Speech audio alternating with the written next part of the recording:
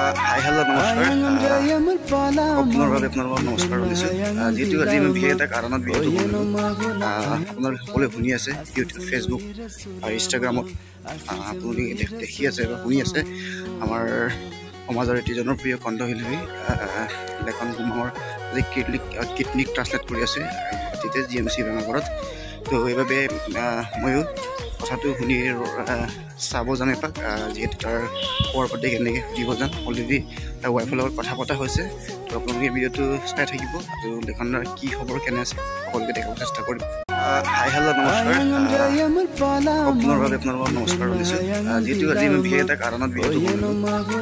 আপোনালোকে সকলোৱে শুনি আছে ইউটিউব, ফেচবুক আৰু ইনষ্টাগ্ৰামত আপোনালোকে দেখি আছে বা শুনি আছে আমাৰ সমাজৰ এটি জনপ্ৰিয় কণ্ঠশিল্পী লেখন গোমাঙৰ যি কিডনীক ট্ৰান্সলেট কৰি আছে গুৱাহাটীতে GMC বেমাঘৰত। তো সেইবাবে ময়ো কথাটো শুনি চাব যাম এপাক, যিহেতু তাৰ খবৰ পাতি কেনেকৈ সুধিব যাম। অলৰেডি তাৰ ৱাইফৰ লগত কথা পতা হৈছে।